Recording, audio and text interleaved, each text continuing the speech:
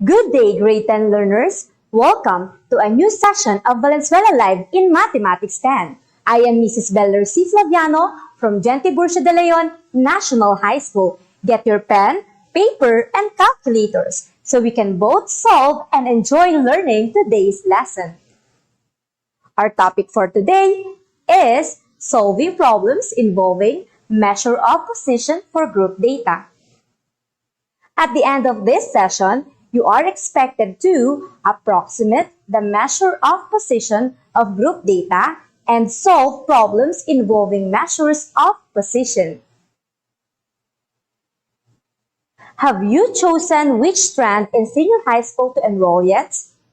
You better blank on what you want to be in the future while you still have time. Decode the word to complete the statement by choosing the letter that corresponds to the answer in each number. Are you ready? Let's begin.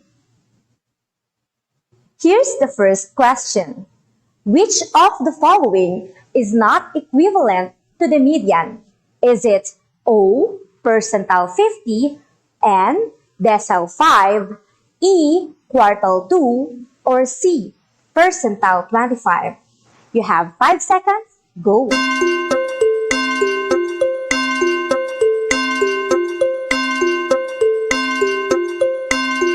And the correct answer is C. So the first letter of our missing word is C. Let us now have the next question. Question number 2. What measure of position divides the distribution into 4 equal parts?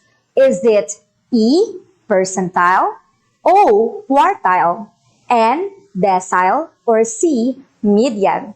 You have 5 seconds. Go!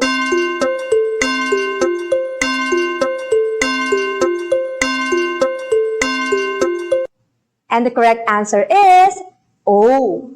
The next letter of our missing word is O. Let us now have the next question. For question number 3. How many percent corresponds to quartile 3?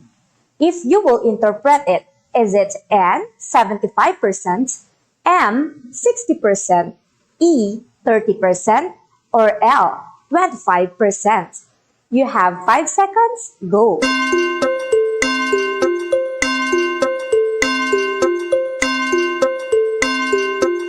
Alright, time's up. And the correct answer is letter N, 75%. Let us now have the next question. For question number 4, what measure of position divides the distribution into 100 equal parts? Is it P, percentile, L, quartile, N, decile, or M, median? You have 5 seconds. Go!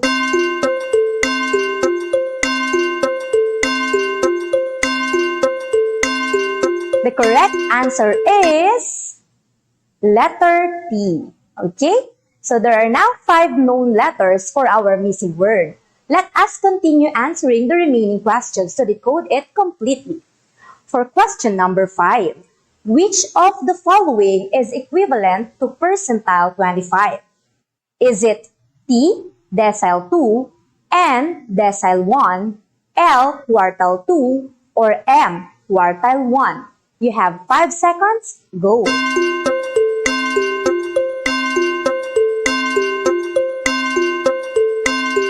Correct answer is M. The next letter of our missing word is M. Let us now have the next question. Question number 6. How many percent corresponds to decile 7? If you will interpret it, is it T, 75%, P, 70%, C, 30%, O, 25%? You have 5 seconds. Go!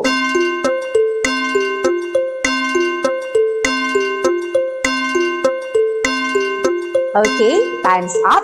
The correct answer is P. The next letter of our missing word is P. Okay? Alright, we are almost done decoding it. So let us push through the next question.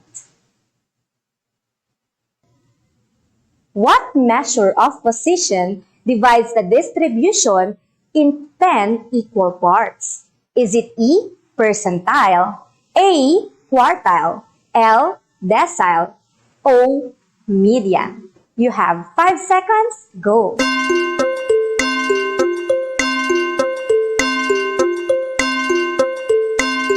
Time is up. The correct answer is letter L, decile.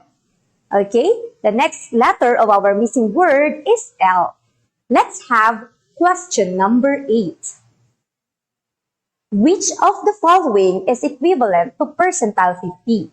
Is it I, decile 2, O, decile 1, A, quartile 2, or E, quartile 1? You have 5 seconds. Go!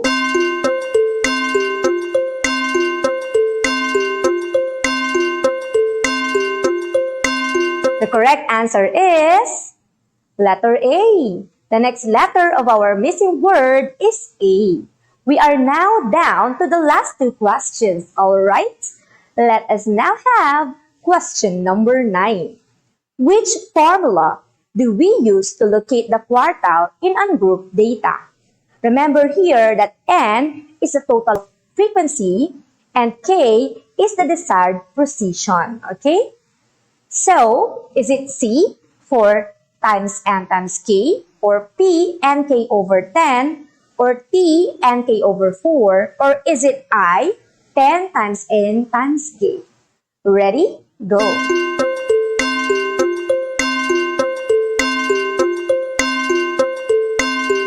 And the correct answer is Nk over 4, or letter T. Now, let's have the last question. Question number 10. Which formula do we use to locate the decile in ungrouped data? Again, N is the total frequency and K is the desired position. Is it A, 4Nk? Is it E, Nk over 10? Or S, Nk over 4? Or is it O? You have 5 seconds. Go!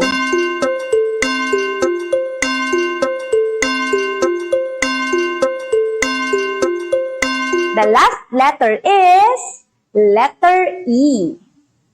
Excellent! You have decoded the missing word in the statement. So, the word that is missing is contemplate. You better contemplate on what you want to be in the future while you still have time. Because, as Plato once said, we become what we contemplate. Let us now discuss our lesson, which is solving problems involving measures of position for group data. Remember that for larger quantities of data, it is usually presented in group frequency distribution. Although it reduces precision, it is still possible to calculate a close approximation of any given measures of position. Let us have a short recap of the steps in solving the measures of position for group data. The first step is to construct the less than cumulative frequency distribution. The second step is to use the locator to determine the position of the kth class. We have 3 locators. Here's for the percentile, for the decile, and for the quartile. As we can see, the only difference is the denominator. We have 100 for percentile, 10 for decile, and 4 for percentile. And of course, N is a total frequency and K is the desired position. For step 3, we have identify the kth class. Then for step 4, we are going to solve the measure of position. And for the last step, we are going to interpret the obtained value. We are going to use only one formula in calculating and interpreting the group data for the percentile, decile, and for the quartile. And that is LB plus quantity L minus CF over F times I, where LB is equal to the lower boundary or the lower class boundary. F is the frequency of the K-class. L is the locator position. N is the total frequency. K is the desired position. And CF is the cumulative frequency before the class group. Of course, I is the class width or the class size. Now let us have some examples. The table below shows the third quarter average of 200 grade 10 students. We are going to find the upper quartile, find decile 4, and answer what is the 86th percentile and determine how many students got more than an average of 93 in the third quarter. For the first step, we are going to construct the less than cumulative frequency distribution. In this table, the number of students refers to the frequency of each class interval. Now, to do this, we are going to start with the lowest class. Okay, in this case, that is 76 to 80. We are going to copy the frequency of which, and that is 39. Next, we are going to add 39 to 58. So 39 plus 58 is equal to 97. And then add 65 to 97, we are going to have 162. Then add the next frequency, which is 25. So 162 plus 25, that is 187. And then next is to add the next frequency. We will have 187 plus 13 or 200. Okay? Remember that the last less than cumulative frequency must be equal to the total frequency of the whole distribution. For the second step, we will use the locator to determine the position of the K-class. Since we are solving for the upper quartile, we will use the locator Kn over 4. K is equal to 3, okay? Because that is the quartile of interest. And N is equal to 200. Let us substitute. We will have L equals 3 times 200 over 4. It will now be 600 over 4. Then dividing this, we will have 150. For the third step, we will identify the K-class. To do that, all we need is to determine the less than cumulative frequency that is greater than or equal to 150 for the first time. And that is 162. Therefore, the third quartile class is 86 to 90. For the fourth step, we will solve the measure of position through the use of this formula. And here are the important data that we will be needing. The lower class boundary of each class is calculated by subtracting half of the gap value from the class lower limit. In this case, the gap between the classes is 1, half of which is 0.5. So we will subtract it from the third quartile class lower limit. That is 86 minus 0.5. Therefore, the lower boundary of the third quartile class is 85.5. Based on the table, the frequency of the third quartile class, or F, is 65. The cumulative frequency before the third quartile class, or CF, is 97. And of course, the class size is the number of scores within each class. In this table, our class size, or I, is equal to 5. Now that all the needed data were identified, we can now proceed to the calculation. Substitute the data to the formula. We will apply PEMDAS in solving this. Start with evaluating inside the parentheses. So, 150 minus 97 is equal to 53. Alright, let's continue evaluating the number inside the parentheses. You can use a calculator for this next part. We will divide 53 by 65. And this will be the answer. Take note that we will not round off yet, okay? Next, multiply this number to 5. And this will be the result. Finally, add it to 85.5. We can now round our answer up to 2 decimal places. Therefore, the upper quartile is 89.58. You can also use a scientific calculator on this one. Simply type 85.5 plus, open parenthesis, then the fraction key. On the numerator, type 53. And on the denominator, type 65. After that, we will type a close parenthesis. Next, multiply it to 5. Then press equal sign. You will be presented with a fraction. To convert it to decimal, press SD. And of course, we will have the same result. Okay? Let us now have the interpretation of the obtained value. This value means that 75% or 150 students get an average of less than or equal to 89.58 in the third quarter. At the same time, 25% or 50 students get an average of more than 89.58. Let us have our second example. Since we have already constructed the less than cumulative frequency, we will skip that step and proceed with using the locator to determine the position of the k-class. We are solving for the decile 4, okay?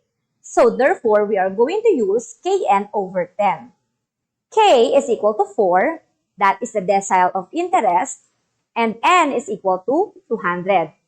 If we substitute that, we will have 4 times 200 over 10. So we will have now 800 over 10. Then divide it, the answer is 80. For the third step, we will identify the k-class. To do that, all we need is to determine the less than cumulative frequency that is greater than or equal to 80 for the first time. And that is 97. Therefore, the fourth decile class is 81 to 85. Let us proceed in solving the measure of position. The lower boundary for the fourth decile class will be 81 minus 0.5, and that is 80.5. Next, based on the table, the frequency of the fourth decile class, or F, is 58. The cumulative frequency before the fourth decile class is 39. And of course, the class size, or I, is equal to 5. Now that all the needed data were identified, we can now proceed to the calculation. Substitute the data to the formula. Again, we will apply PEMDAS in solving this. Start with evaluating inside the parentheses. So 80 minus 39 is equal to 41. You can use a calculator for the next step, okay? Let's continue. Now, we will divide 41 by 58. Okay? And this will be the answer. Again, take note that we will not round off yet. Next, multiply this number to 5. And this will be the result. Finally, add it to 80.5. Here, we can now round the answer up to 2 decimal places. Therefore, the fourth decile is 84.03. You can also use a scientific calculator on this one. Simply type 80.5 plus, open parenthesis, then the fraction key. On the numerator, type 41, On the denominator, type 58. After that, type a close parenthesis.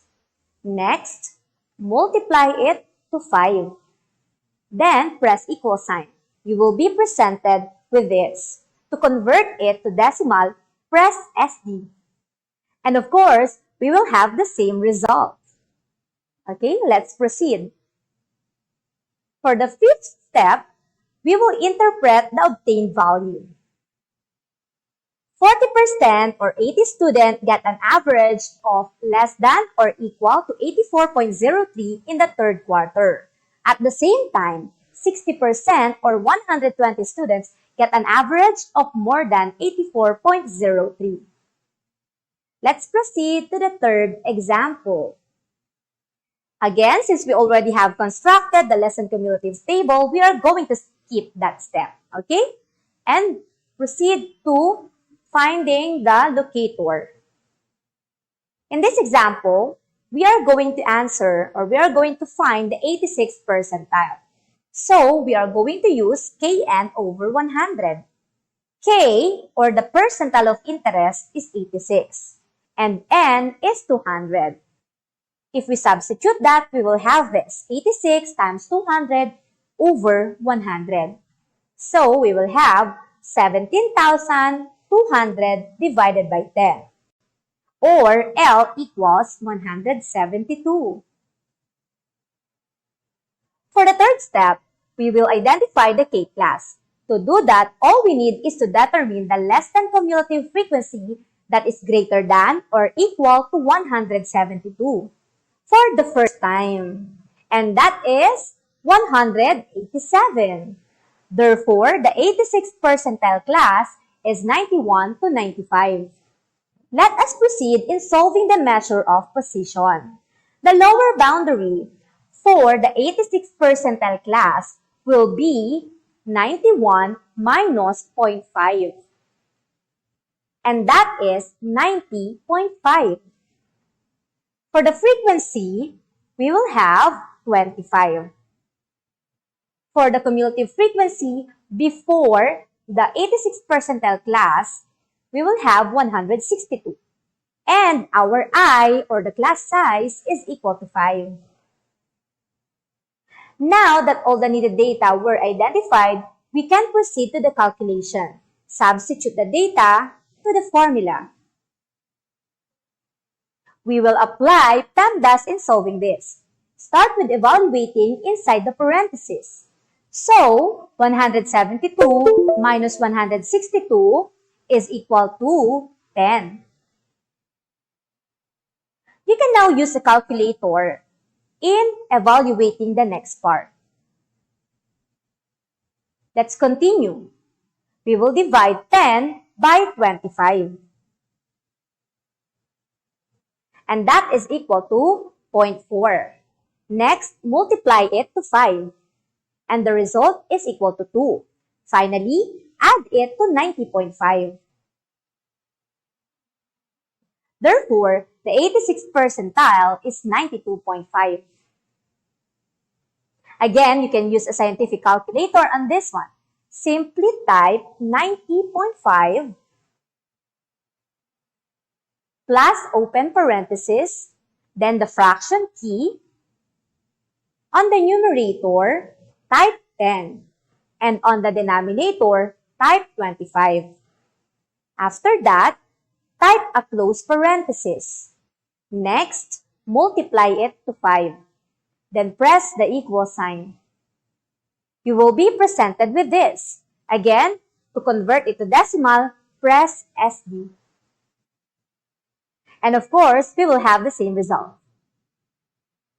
For the fifth step, we are going to interpret the obtained value.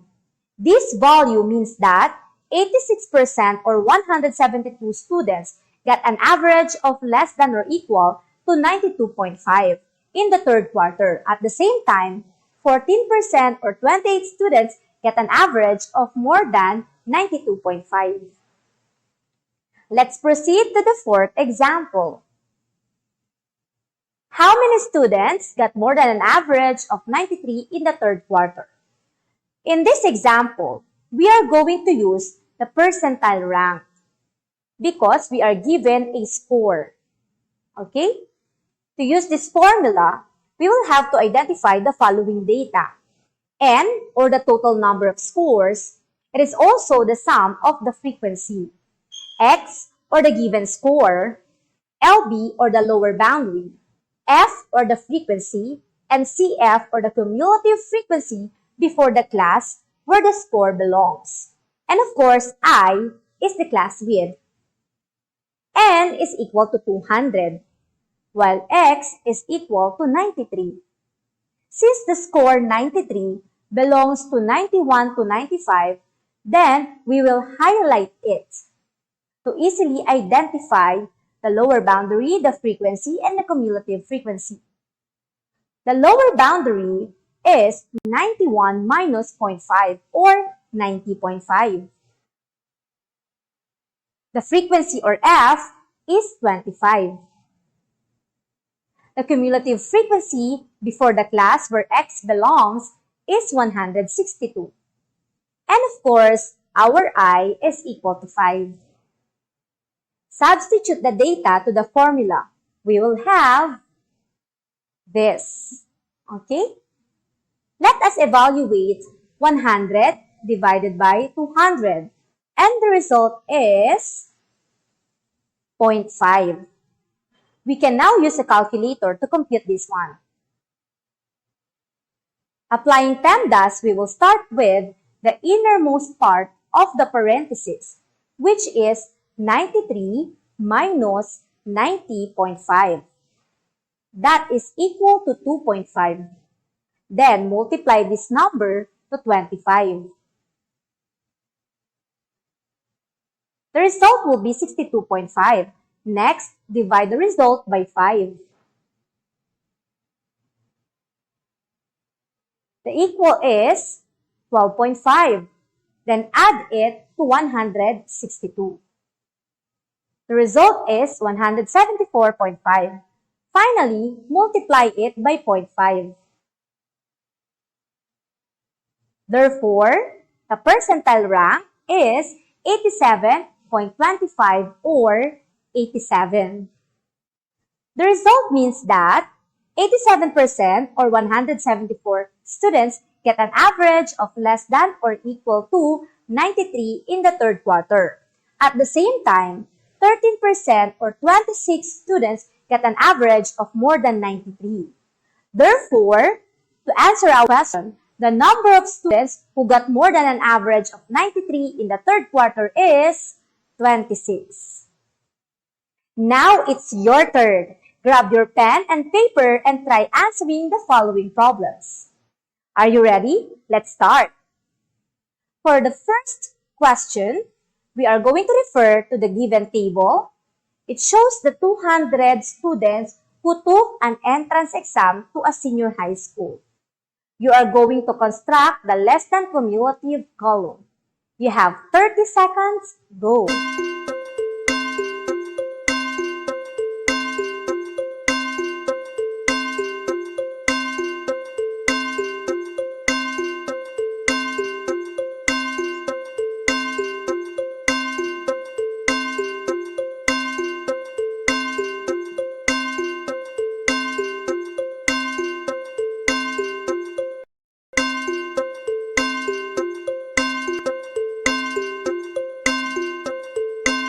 Time's up.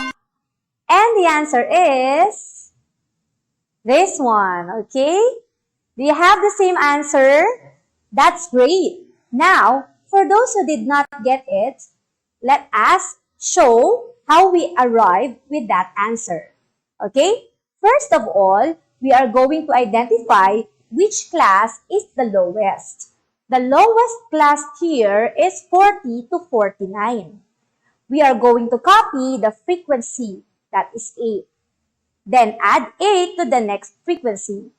8 plus 23 is equal to 31.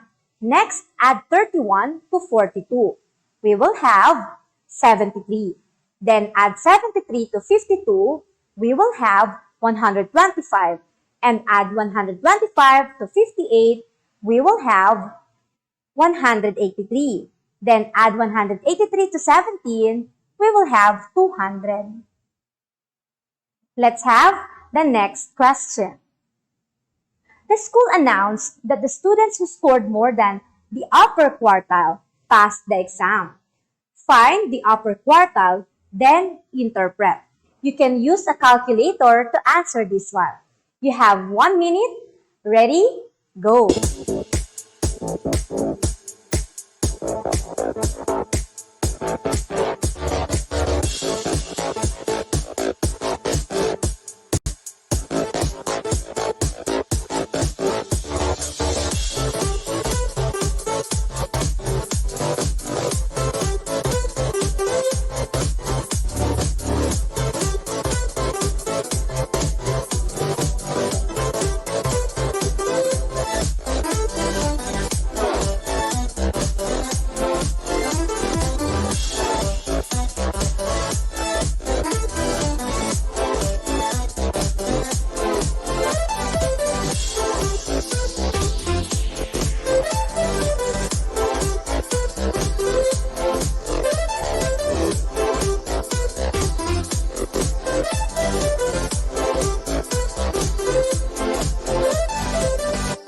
Time's up. Here's the answer. Quartile 3 or the upper quartile is equal to 84.81. It means that 75% or 150 students got a score of less than or equal to 84.81 in the entrance exam. At the same time, 25% or 50 students got a score of more than 84.81. We have the same answer? That's great. If you are still confused, let's look at how we arrived with that answer. First, we locate the class containing the upper quartile point through the use of the formula L is equal to Kn over 4. The answer to that is 150. So, the less than cumulative frequency that is greater than or equal to 150 for the first time is 183. Therefore, the third quartile class is 80 to 89. Next, we identified the needed data. The locator is 150, the lower boundary is 80.5, the frequency is 58, cumulative frequency before the third quartile class is 125, and of course, our I here is 10. Next, we substitute the data on our formula. Then by using the calculator, we evaluated 80.5 plus quantity 150 minus 125 over 58 times 10. If we click that or you press equal sign, the result will be this number. We are going to press SD to get the decimal equivalent of that fraction. Next, we are going to round off the number up to 2 decimal places. Therefore, quartile T is equal to 84.81. Thus, we have arrived with this answer. Let us now summarize our topic. Remember that for larger quantities of data, it is usually presented in group frequency distribution. Although it reduces precision, it is still possible to calculate a close approximation of any given measures of position. Here are the steps in solving the measures of position for group data. First, we will construct the less than cumulative frequency distribution. Next, we are going to use the locator to determine the position of the kth class. For the percentile, we have Kn over 100. For the decile, we have Kn over 10. And for the quartile, we have Kn over 4. Remember that N stands for the total frequency and K for the desired position. For the third step, we are going to identify the kth class. Then for the fourth step, we are going to solve the measure of position. And finally, we are going to interpret the obtained value. And here's the formula that we have used. Again, we are going to use only one formula for the percentile, decile, and quartile. And that is LB plus quantity L minus CF over F times I, wherein LB stands for the lower class boundary of the K-class. F stands for the frequency of the K-class, L for the locator position, N total frequency, K for the desired position, CF for the cumulative frequency before the class group, and I the class width or the class size. Here's for our assignment. Let us now talk about the frequently asked questions regarding our topic. For the first question, is there other way to get the lower boundary? Here's the answer. By rule of thumb, we subtract 0.5 to the lowest number of the K-class. But technically, the lower class boundary of a given class is obtained by averaging the upper limit of the previous class and the lower limit of the given class. For the second question, where do we start the less than cumulative frequency? Top or bottom of the table? And here's the answer. Actually, it doesn't work that way. Because to determine the start of the less than cumulative frequency, you have to observe the class or the group. Always start with the lowest class. Alright? Remember that future belongs to those who believe in the beauty of their dreams. And that's it for today. Thank you, grade 10 learners, for listening and actively participating in our activities. God bless us all. Bye!